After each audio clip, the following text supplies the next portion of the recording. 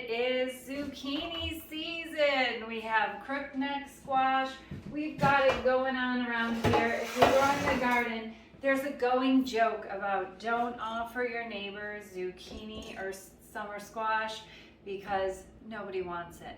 But we want it on a protective diet because we know how to use it. And this week's recipe is one of the classics, zucchini and onions. That's what everyone's making around in my neighborhood. That's all they know to do with it, and zucchini bread, which uses very little zucchini. And when you have this much squash going on, you need to know what to do with it. But first thing, I'm going to show you how to dry brown your zucchini and onion. So what we need is a stainless steel pan. You could use whatever pan you have. This is my favorite pan to use because it's got the largest surface area. That's what we're going for. Because when we're dry browning, we want what we're dry browning to be to the bottom of the pan, and we don't want to move it around. So you can use classic zucchini, you could use crookneck squash, whatever summer squash you have. You might have that striped, I think it's a Mexican squash. It looks like a zucchini, but it looks variegated. Those will work beautifully. You can use big ones or small ones. The bigger the zucchini you use, the larger the seeds get in it, but the easier it is because you don't have to manage as much. So you're cutting this into 1/2 inch to 1 inch chunks, and that just depends on how much zucchini you want to get in your pan. So if you cut it into wider pieces like this, then you can cook up more zucchini in your pan. So we're just laying them in, just like this, into a pan that's not even heated, and doing the same thing with our yellow squash.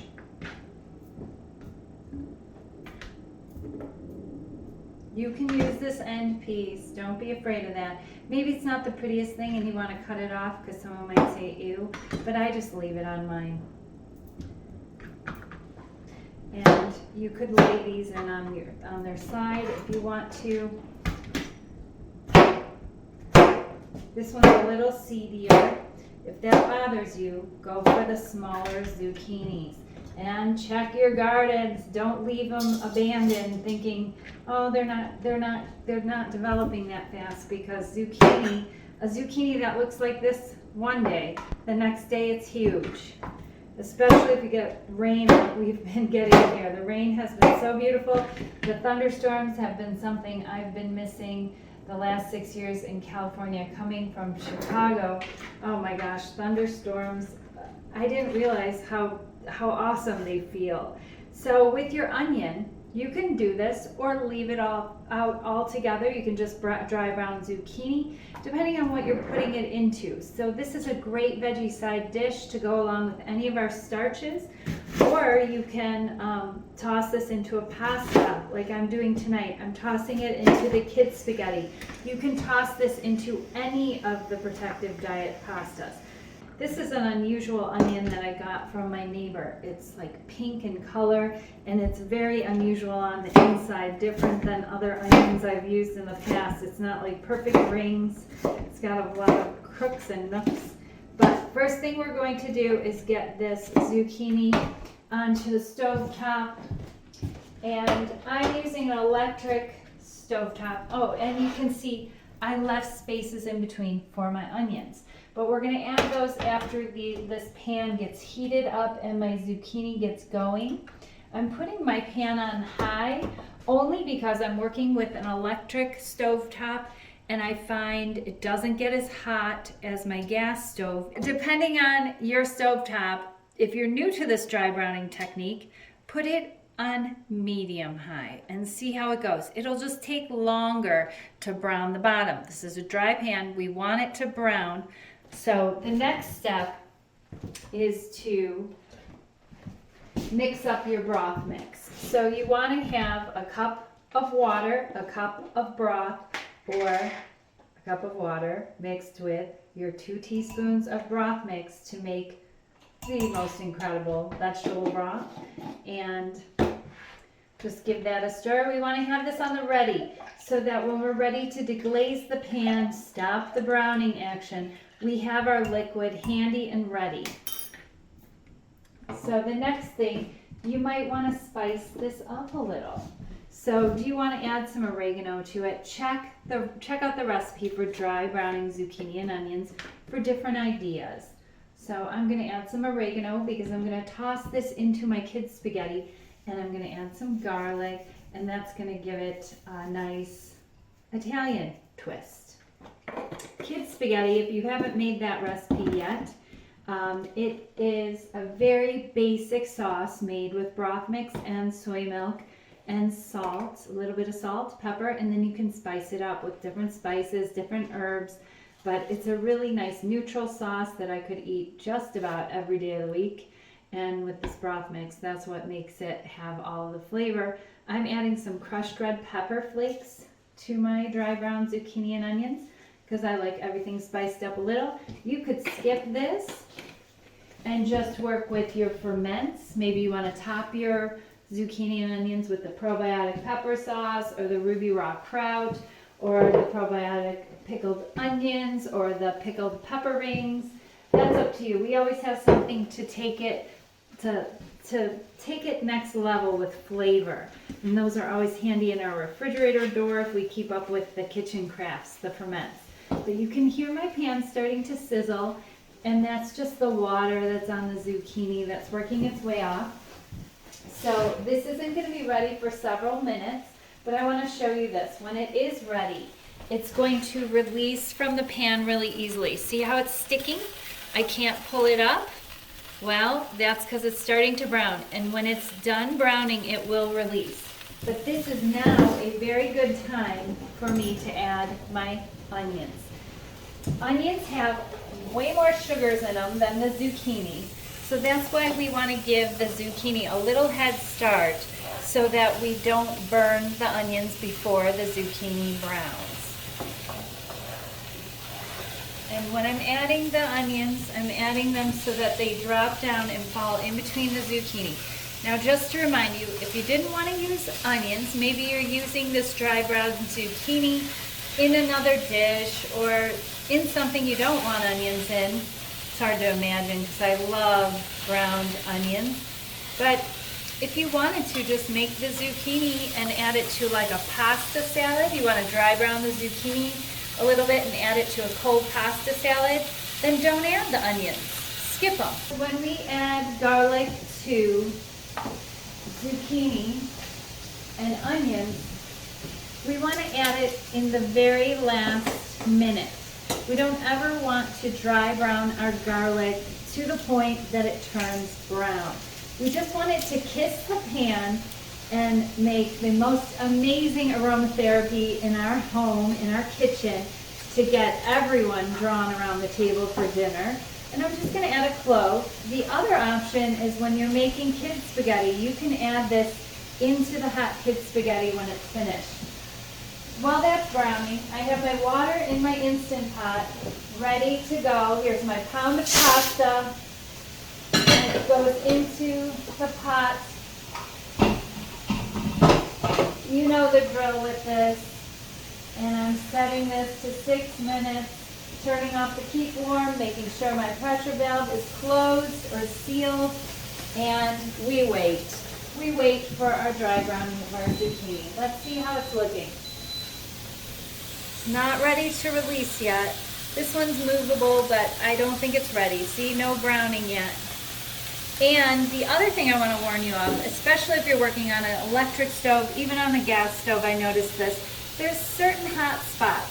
So I give my pan a little quarter turn every now and then, and so that it doesn't get all browned in one spot. There is very uneven heat on this electric oven cooktop, so I am learning new techniques, and I don't walk away.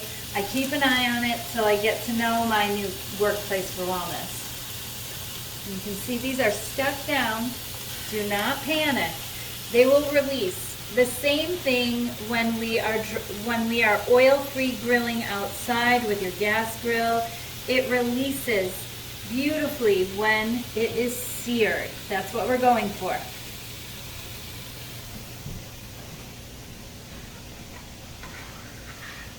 Got my garlic ready and handy on the side here. I'm going to put it right on my knife, so that in the last minute, when I'm ready to add it, I'm gonna move one of those over and just let it kiss the heat. This broth mix is ready. When that's ready to deglaze the pan, if it does get away from you and it starts to get too hot, the temperature, you always have that liquid to stop all browning action so you don't burn your dinner. Now, what I'm going to add to this kid's spaghetti, I'm going to add some of these tomatoes. Oh my gosh, my friend April brought me these tomatoes from her garden in Washington in St. George. It's warmer there than it is up here by about 10 degrees, so she's ahead of us on the tomatoes.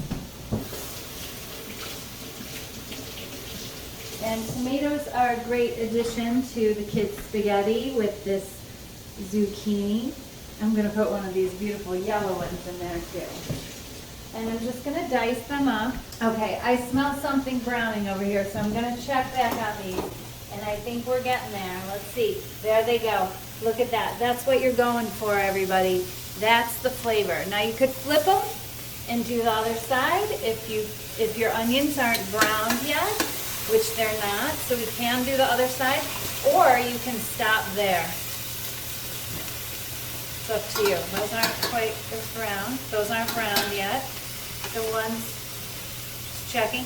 So now you're seeing the unevenness of my pan. So in the center it's really nice and hot, but because I flipped them, that's okay. So check. That one's not ready, not ready, not ready. So we're gonna wait, keep waiting. And while I'm waiting, I'm gonna chop up my tomatoes. This is one of my favorite knives. This is a tomato knife. It's serrated and it's small.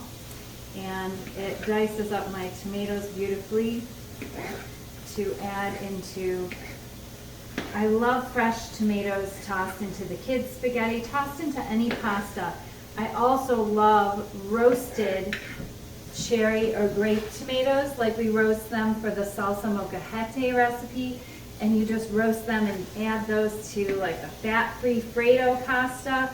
This dry brown zucchini and onions in the fat-free Fredo is fantastic. One of Jerry's favorites, right, Jerry? Oh, for sure. Fat-free Fredo.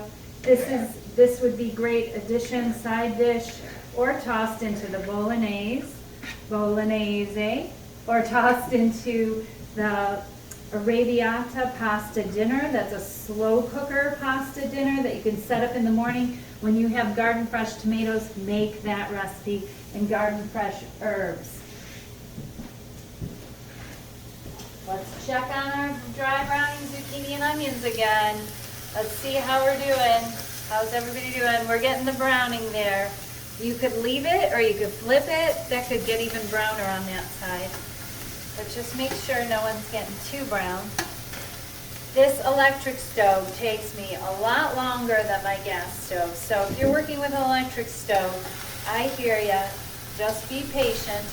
And also keep in mind there's browning going on in that bottom of the pan that's going to get incorporated into the sauce that we make out of our broth mix, oregano and crushed red pepper, and our garlic that we're going to add to the pan in a few minutes.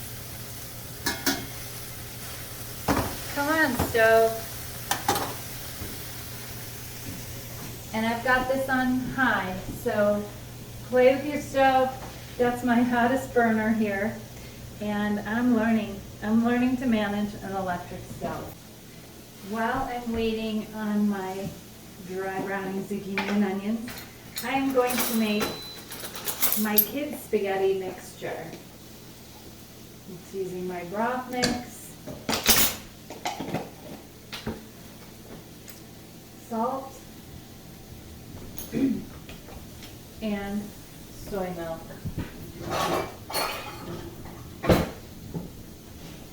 And the reason I named it kids spaghetti was because of the broken up spaghetti noodles reminded me of what my mom used to make me when I was little with just butter on it or a simple sauce. And sometimes it had milk and butter, and so that's where that came from. And I've just got this ready to toss in. You could also toss that straight into your pressure cooker pot after it's done cooking, but I like to put it in a bowl so that my spaghetti stays hot because I'm using cold soy milk out of the refrigerator. And then I like to add some black pepper to it. And meanwhile I'm waiting, when I write meanwhile on a recipe, it's because we're waiting for something else to happen. Let's take advantage of that time. Let's check this out. Come over here, Jerry. All right. And let's see. Let's see what's happening. There we go. See that nice brownie? Mm-hmm. That's what we're going for. And you don't have to flip them. I don't always do a second side. But this pan, for whatever reason today, maybe it was the way I turned it, one side is getting nice and brown and one side isn't. That one's stuck, but don't worry, because we're going to put the broth into the pan and it's going to deglaze and release all of these. I'm just making sure that the majority get some type of good flavor on them, and that comes from the browning. And sometimes it's only on part of the pan. That's beautiful. That's what I'm going for. Don't be afraid of that. That's beautiful. That's flavor. The oil, that does not give you flavor. It's the browning. And oil actually inhibits the browning, and it'll take you longer if you're adding oil. Flip all of these over. And you can see my onions here, they are getting this nice browning on them. They're not burnt, they're brown. Brown. Just checking everybody. And they look great. So now what I'm going to do, I'm just going to flip these over. And you can see where the hot spots are on my pan. But I'm going to add my garlic so it gets that kiss of heat. Don't ever add your garlic in at the same time as the onions. We're adding it to this nice hot pan, and this is when Jerry goes, is it time to eat? It's time to eat. He smells the garlic hit the pan, and he's like, oh my gosh, what are you making? And I say, zucchini and onions. Oh, and a kiss of garlic. And here goes our broth mixture. And that deglazes the pan. And then if you like your zucchini, just scrape that off into the pan. But if you like your zucchini cooked a little further through, just let it simmer here. It'll come up to a boil and it will steam these so that they get really nice and tender. But the most important step was to get that browning on the majority of these rings, because that's adding so much flavor. Look at in your sauce, it's darkened from that browning. Oh my gosh, this is going to be great. The only downside to this recipe is that my pan isn't bigger, so I can make more, because I could eat all of these. Now, if you want to keep the broth, you don't want it to evaporate from the simmering, and say you're adding these to like a soup or something, which you totally could, or a stir fry, and you want to use that sauce and you want to thicken that sauce with a little bit of cornstarch, you could make a cornstarch slurry and thicken that up, add more garlic to it, some herbs, then put your lid on if you want to retain that broth. If you don't want to retain the broth, let it boil out. If you want to make some taco melts and put that in there, you could chop it up after they come out of the pan. You could also simmer out this broth or take them out of the broth and put them into a cold pasta salad. This is just a way to add a layer of flavor with the browning process, browning step. I like these best tossed into pasta dish. And I would toss any broth that's left after these are done simmering. But I'm waiting on my pasta here. I still got a minute to go. I ran out to the garden and it's starting to rain, but I'm going to take you out there in a minute. But I had to get some basil. And when you're cutting your basil from your garden, you want to cut the tops right before the leaves form, the ones that have the flowers on them, because these will go to seed and stop producing if you don't take these flowers off the top and pull off your leaves. You can use these flowers to flavor your dish. They do have a different flavor. Jerry and I like them, so I use them. They're a little bit stronger to me, but Yeah, they're pretty good. I love lots of basil in my pasta, and fortunately Jerry does now too. The first thing I ever made Jerry was the perfect pesto. I'm just smashing this basil together. Some people roll it all strategically and perfectly to do what is called a chiffonade. I just scrunch it all together and it ends up in these strips, all the same, to toss into your hot pasta. Now I just quick released my pasta.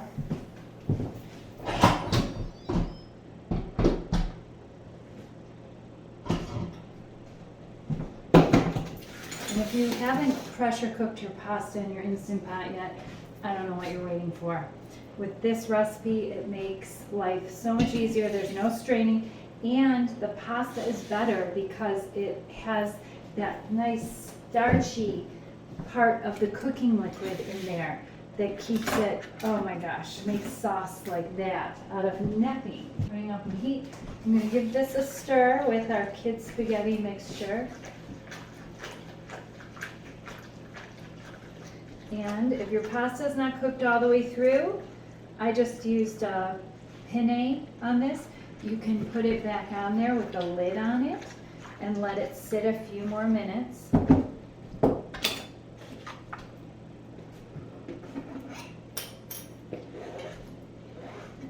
Add this. I'm going to leave my basil till the very last minute because I don't want it to get cooked down and lose its flavor. Now check out that sauce, that broth that's with it, and the zucchini. I'm going to add all of that straight into this pot because I love everything tossed together. When pasta is tossed together with its sauce, oh my gosh, then it's like restaurant quality. And if you have any brown bits on the bottom of your pot, a little bit of baking soda, a little bit of dish soap, you could add a little bit of vinegar, that'll foam up the baking soda, it'll come right off. I'm tossing in my basil. You could use parsley, you could use dill, you could use a touch of fresh oregano if you have that growing in your garden. Any of those herbs would be great. You could use cilantro if that's what you love. Anything, any fresh herbs are going to add additional protection and flavor to this dish. Give it a good toss. Oh my gosh, this looks so good, Jerry. Doesn't it smell great? Smells great too. And if you wanted to, before you added the zucchini, you could chop it up smaller. I don't mind it like that. No? I like to eat everything with chopsticks, so those big, nice big chunks, I can pick them up with my chopsticks and bite them. Oh my gosh. This is garden fresh pasta. I made this the other night and I added pressure cooked beets that I got from my friend Barbara's garden. And she lives just north of me in Diamond Valley. And she brought me beets and beet greens, and we've been picking her apricots. And now we're on to plum season, obviously, as you can see. There we go. I don't know, Jerry, I think one of these has a little more squash than the other one. Guess which one's mine. And that's it. Maybe we could have some fresh dill since I've got it here. I mean, you could do a blend of a bunch of different spices because the neutralness of this kid's spaghetti and then the garlic I added to it, garlic, onions, the broth mix is what the seasoning is of the kid's spaghetti. It's just perfect for an herb-based pasta, summertime pasta dinner. And that's it for today. Take care and best of health.